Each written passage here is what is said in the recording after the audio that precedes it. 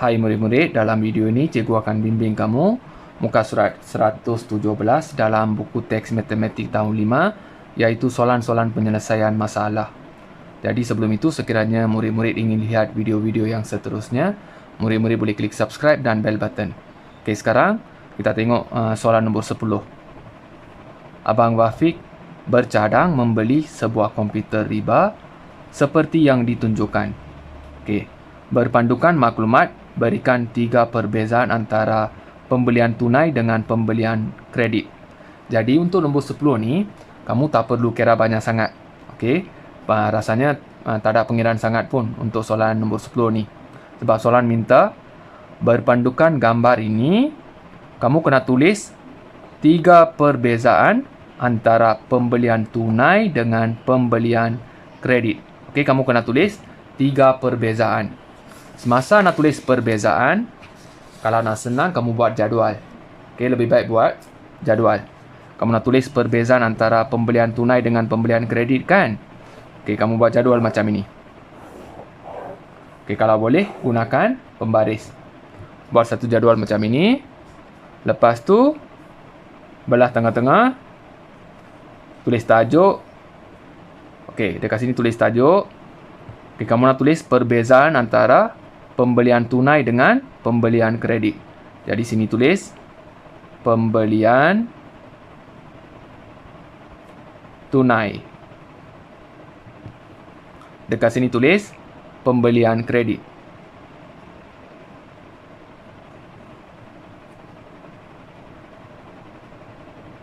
Okey, kamu nak bagi 3 perbezaan. Okey, soalan minta 3 perbezaan kan? Kamu kena tulis 3 perbezaan. 1, 2, 3. 1, 2, 3. Sekarang, pembelian tunai, kamu tengok dekat sini. Kalau kamu beli secara tunai, kamu kena bayar RM2,799. Iaitu Abang Wafiq nak beli kan? Okey, kalau Abang Wafiq ni, kalau nak beli komputer ni, kalau dia nak beli secara tunai, dia kena bayar RM2,799. Jadi kalau beli tunai, dia kena bayar RM2,799. Kalau dia beli secara kredit, dia kena bayar selama 12 bulan kali RM256. Okey, sebulan dia bayar RM256, dia kena bayar selama 12 bulan. Jadi kamu tulis yang ini. 12 bulan kali RM256.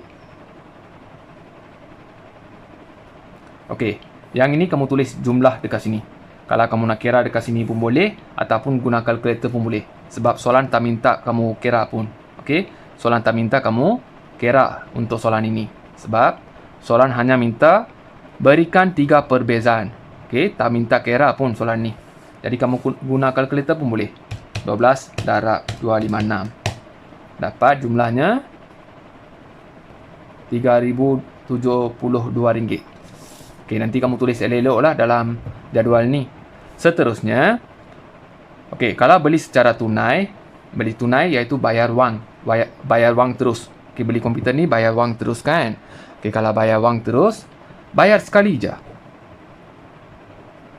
Bayar sekali sahaja. Kalau beli secara kredit, dia kena bayar selama 12 bulan. Jadi kena bayar selama 12 bulan. Tulis bayar selama 12 bulan. Okey, tengok dekat sini. Kalau dia beli secara tunai, dia bayar RM2,799. Kalau dia beli secara kredit, dia bayar selama 12 bulan kan?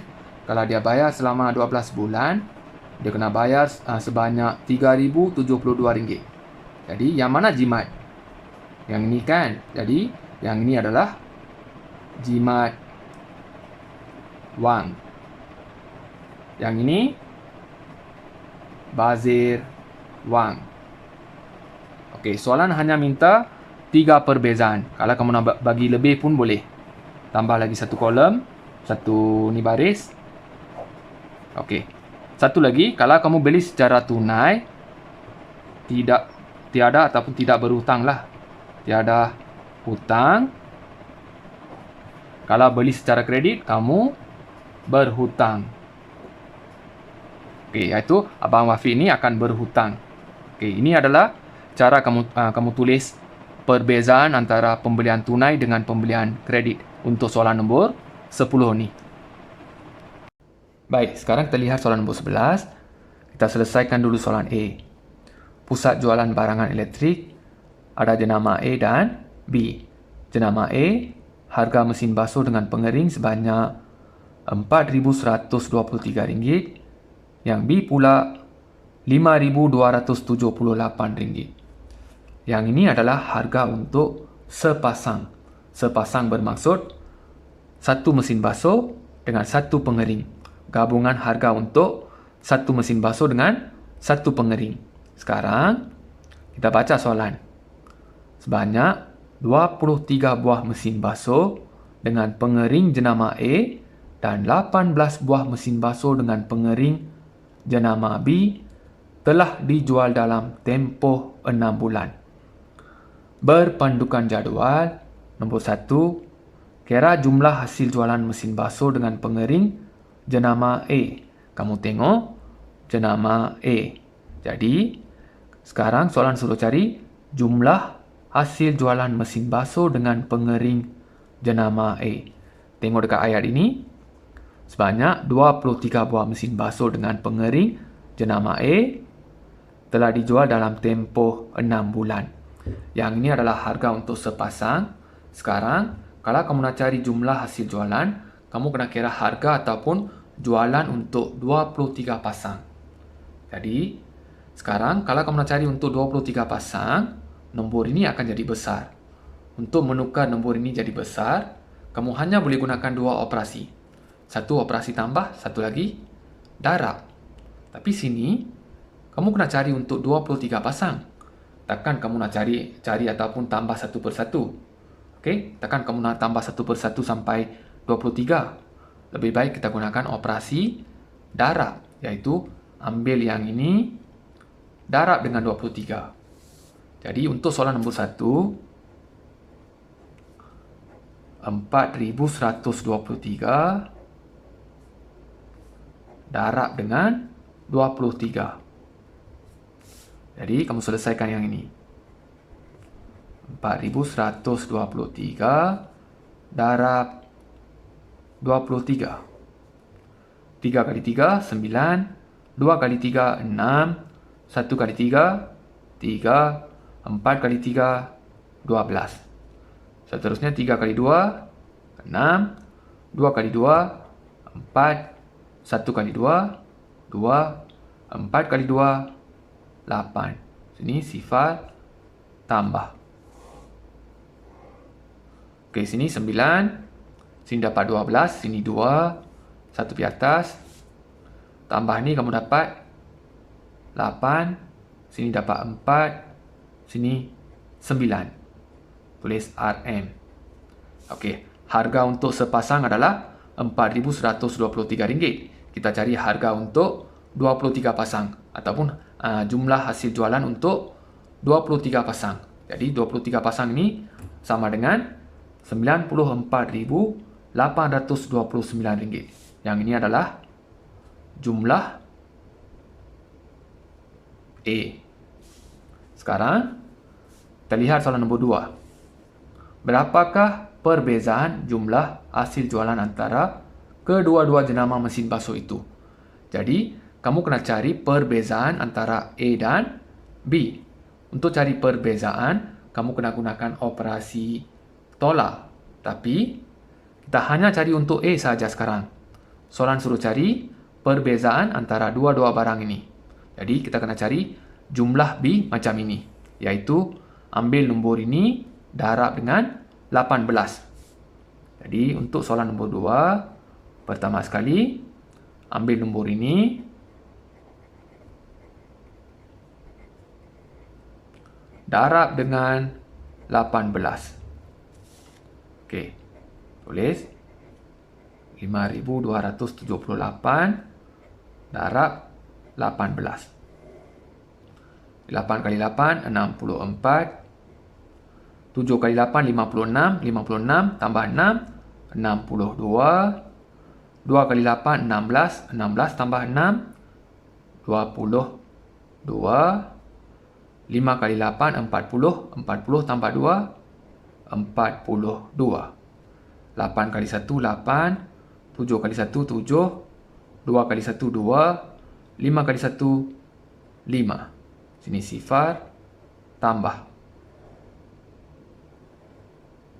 Di sini dapat 4. Sini 10. 1 di atas. Sini dapat 10. Kita tambah semua dapat 5. Sini 9. Tulis RM. Sekarang kita dah dapat jumlah B. Okey, soalan suruh cari perbezaan jumlah hasil jualan antara kedua-dua jenama. Bermaksud, kamu kena ambil nombor ini, tolak dengan yang ini. Sebab nombor ini besar kan? Ambil nombor ini, tolak dengan yang ini. Jadi kamu tulis 95.000 RM4 tolak dengan yang ini. Maaf. Ambil yang ini. Tolak dengan yang ini.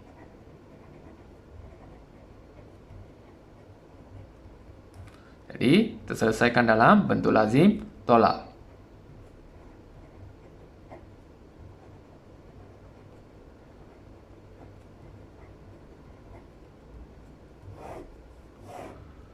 Jadi 4 tolak 9 kena pinjam dari sini.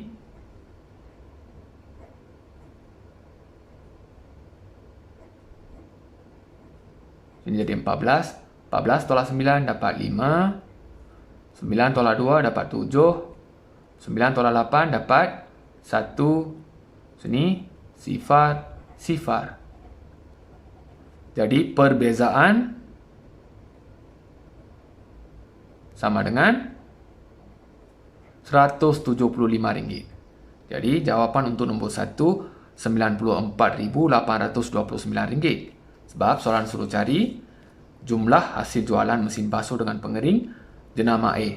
Jumlah yang telah dijual adalah 23. Harga untuk sepasang adalah RM4.123. Jadi untuk cari 23 pasang, kamu kena ambil nombor ini, darab dengan yang ini.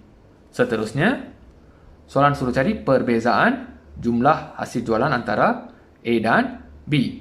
Jumlah A ada dah. Sekarang, kita kena cari dulu untuk B. Lepas cari untuk B, kamu kena cari perbezaan. Untuk cari perbezaan, kamu kena buat operasi tolak. Ambil nombor ini, tolak dengan yang ini, dapat jawapan ini. Baik murid-murid, sekarang kita lihat soalan C pula. Okey, kamu baca dulu soalan ini.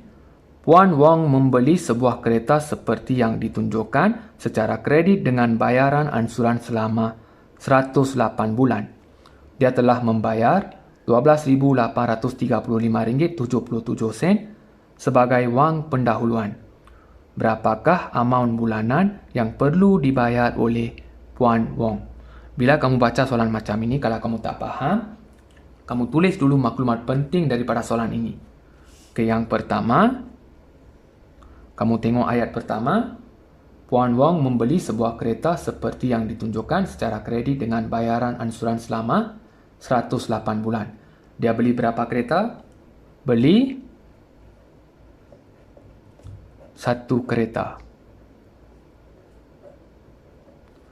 Nombor 2, harga kereta RM127.531.77. Tulis harga kereta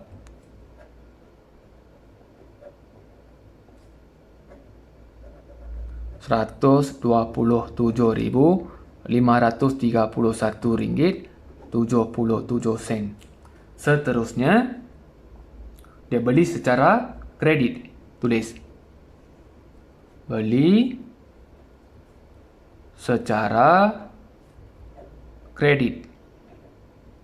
Kredit bermaksud hutang. Seterusnya, nombor 4. Dia beli secara kredit dengan bayaran ansuran selama 108 bulan. Bayaran ansuran bermaksud bayar sikit-sikit. Jadi kamu tulis bayaran ansuran ataupun bayar sikit-sikit. Selama berapa bulan? Selama 108 bulan. Seterusnya nombor 5. Dia telah membayar RM12,835.77 sebagai wang pendahuluan. Wang pendahuluan bermaksud wang deposit ataupun dalam bahasa yang mudah kita panggil wang muka. Jadi kamu tulis wang pendahuluan sebanyak yang ini. Tulis RM12,835.77. Seterusnya, berapakah amount bulanan yang perlu dibayar oleh Puan Wong? Maksudnya, tiap bulan dia bayar berapa? Dia kena bayar berapa? Jadi kamu tulis tiap bulan bayar berapa? Yang inilah kita kena cari sekarang. Oke, pertama sekali dia beli satu kereta. Harga kereta RM127.531.77. Beli secara hutang. Dia bayar sikit-sikit selama 108 bulan. Tapi sebelum beli, dia dah bayar dah duit muka sebanyak RM12,835.77. Bermaksud wang ini dah kurang. Dah kurang sebanyak RM12,835.77. Jadi langkah pertama, kamu ambil nombor ini, tolak dengan nombor ini. Sebab dia dah bayar dah wang pendahuluan sebanyak ini. Okay, dia dah bayar dah sebanyak ini. Bermaksud wang dah berkurang. Untuk wang dah berkurang, kamu kena buat operasi tolak. Okay, yang pertama kamu buat tolak dulu. Tulis yang ini RM127.531.77. Tolak dengan RM12,835.77. Okey, kita kena buat bentuk lazim tolak. Tulis RM127.531.77. Okey, tolak dengan yang ni kan. Ada perpuluhan, letak perpuluhan dulu. Tulis RM dulu. Selepas perpuluhan 77, sebelum perpuluhan 5, 3, 8, 2, 1. Operasi tolak. Buat dua garis.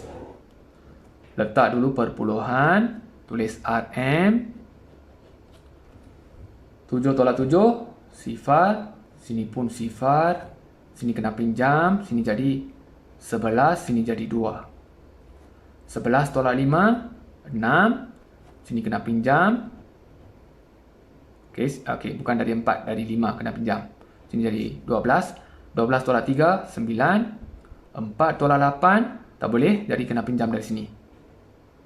14. 14 tolak 8, 6.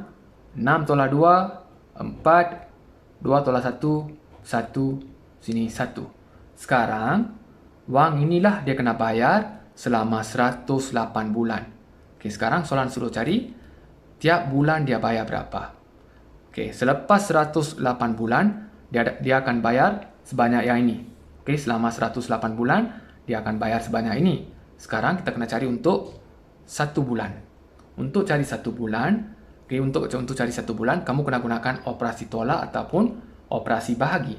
Tapi sini ada 108 bulan.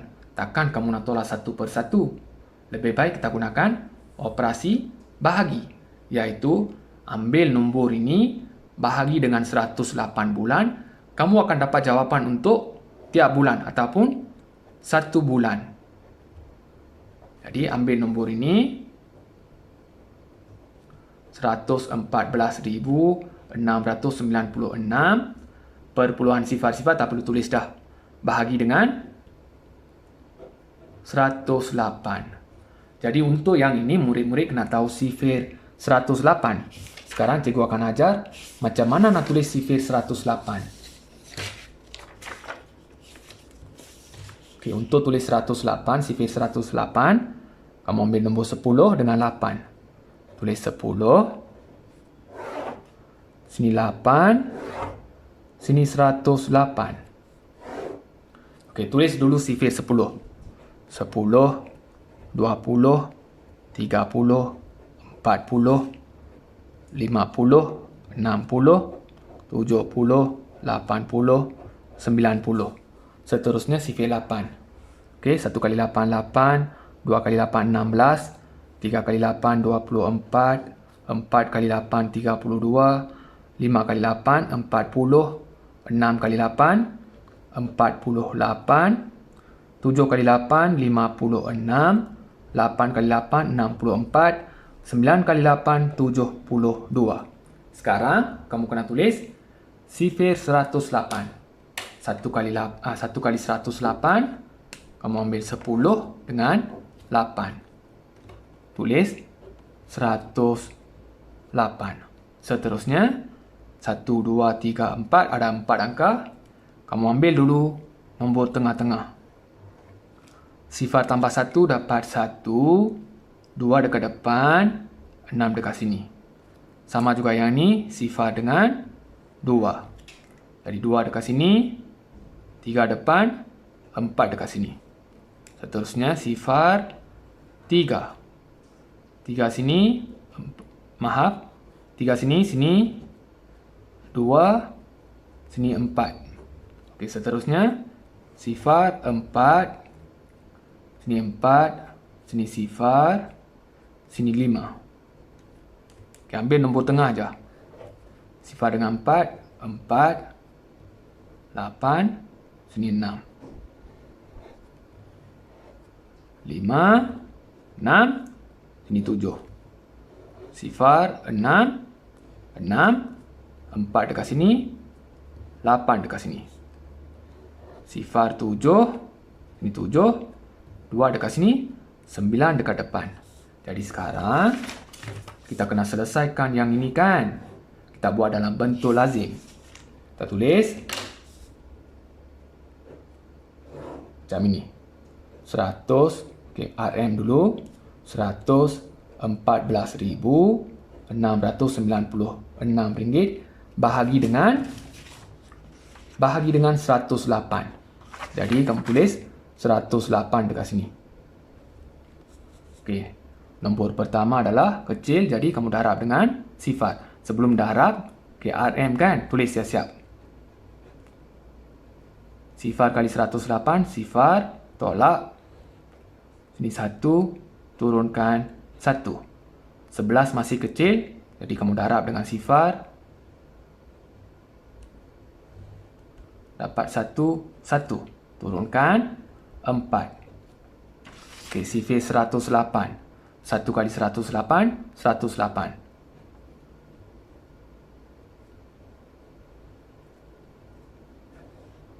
Jadi, kena pinjam dekat sini, sini sifar, sini 14. 14 tolak 8, 6. Sini sifar, sifar. Turunkan 6. 66, nombor kecil berbanding dengan 108. Jadi, sifar dekat sini. Sifar kali 108. Sifar, sifar, sifar, sifar. Tolak dapat. Sini 6. 6. Sifar, sifar. Turunkan 9. 669. Kamu ambil yang ini. 1, 2, 3, 4, 5, 6. 6 kali 108 dapat 648. Jadi 9 tolak 8, 1, sini 2, sifar, sifar, sifar. Dapat 6, turunkan 6. 216. Jadi 1, 2. 2 kali 108, 216. Tolak. Sini dapat sifar, sifar, sifar. Jadi, tiap bulan dia kena bayar RM1,062. Kamu tulis dekat sini. Tiap bulan bayar berapa?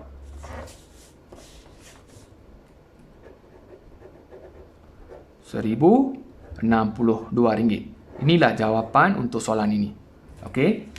Kita tengok balik. Beli satu kereta, harga kereta sebanyak ini, beli secara hutang, bayaran ansuran ni selama 108 bulan, iaitu dia bayar bulan-bulan, bayar sikit-sikit. Okey, sebelum beli kereta ni, dia dah bayar dah duit muka sebanyak RM12,435.77. Bermaksud daripada wang ni dah kurang sebanyak RM12,835.77. Sebab itu awal-awal kita buat operasi tolak, dapat jawapan ini. Dapat jawapan ini, jumlah inilah dia kena bayar selama 108 bulan. Jadi, soalan minta kita cari untuk 1 bulan dia bayar berapa. Nak cari untuk 1 bulan, kamu kena ambil jumlah wang ini, kena bahagi dengan jumlah bulan. Dapatlah untuk 1 bulan. Sebab itu kita buat operasi bahagi dekat sini. Okey, baik. Sekarang kita lihat soalan D pula. Encik Mesut telah menabung RM250 setiap bulan selama 3 tahun. Dia ingin membeli sebuah motosikal seperti yang ditunjukkan secara tunai untuk anaknya. Adakah wang Encik Mesut mencukupi? Buktikan. Jadi, bila kamu baca soalan macam ini, kamu kena tulis dulu maklumat penting daripada soalan ini. Sekarang, yang pertama kamu tulis telah menabung RM250 setiap bulan selama 3 tahun. Menabung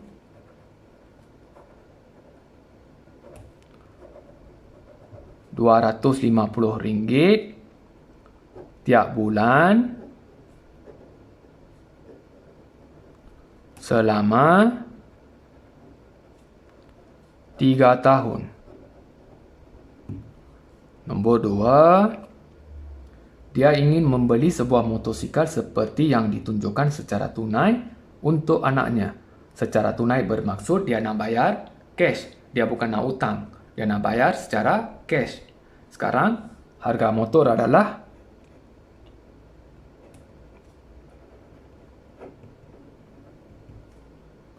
RM9,800. Okey, nombor 3. Soalan tanya, adakah wang Encik Mesut mencukupi? Adakah wang cukup? Jadi kamu kena cari yang ini. Adakah wang dia cukup untuk beli motor yang berharga RM9,800? Sekarang yang pertama, kamu kena tahu jumlah duit tabung dia ada berapa selepas 3 tahun. Tengok dekat sini, RM250 tiap bulan selama 3 tahun. Selepas 3 tahun, duit ini akan jadi duit yang besar dan banyak. Untuk menukar sesuatu nombor menjadi besar, kamu hanya boleh gunakan operasi tambah dan darab. Untuk soalan ini, kamu tak boleh gunakan operasi tambah sebab 3 tahun ini masa yang agak panjang. Jadi kamu gunakan operasi darab. Tapi nombor ini terus tak boleh darab dengan 3 sebab ini adalah tahun. Dia menabung tiap bulan. Jadi kamu kena tukar 3 tahun ini kepada bulan. Untuk menukar tahun kepada bulan, kamu kena tahu satu perkara asas, iaitu 1 tahun sama dengan 12 bulan. Untuk menukar tahun kepada bulan, kena darab 12. Lepas tu bulan kepada tahun, kena bahagi dengan 12. Sekarang, kamu kena cari 3 tahun ini ada berapa bulan. Jadi, untuk tukar tahun kepada bulan, 3 kali dengan 12. Okey, sifir 3. 12 kali 3, 36. Jadi, 36 bulan. Sekarang, dia menabung RM250 tiap bulan selama 36 bulan. Jadi kamu ambil yang ini, darab dengan yang ini, kamu akan dapat jumlah duit tabung dia. Jadi kita kena darab. Ambil RM250, darab dengan 36. Kita buat bentuk lazim, darab sekarang. Tulis 250 darab 36. Okey. Sifar kali 6, sifar. 5 kali 6, 30. 2 kali 6, 12. 12 tambah 3, 15. Sekarang, sifar kali 3, sifar. 5 kali 3, 15. Okey, 2 kali 3, 6. 6 tambah 1, 7. Sini sifar, sini tambah. Okey, sifar, sifar, 10, dapat 9. Tulis RM. Sekarang, yang ini adalah jumlah duit tabung dia selepas 3 tahun. Jadi, tengok dekat sini. Harga motor RM9,800. Duit dia RM9,000 je. Bolehkah dia beli motor itu? Tak boleh kan? Jadi, adakah wang cukup? Kamu tulis tidak cukup. Okey, kamu dah jawab soalan. Adakah wang Encik Mesut mencukupi? Tidak cukup. Buktikan. Kamu dah buktikan dekat sini dah. Kenapa wang dia tak cukup? Sebab jumlah duit tabung adalah RM9,000. Baik murid-murid, sekiranya murid-murid faham apa yang cikgu ajar dalam video ini, jangan lupa klik subscribe dan bell button. Sekiranya murid-murid suka video ini, murid-murid boleh klik like. Kalau murid-murid tak suka video ini, boleh klik dislike dan beri pendapat dekat ruangan komen. Sekian, terima kasih.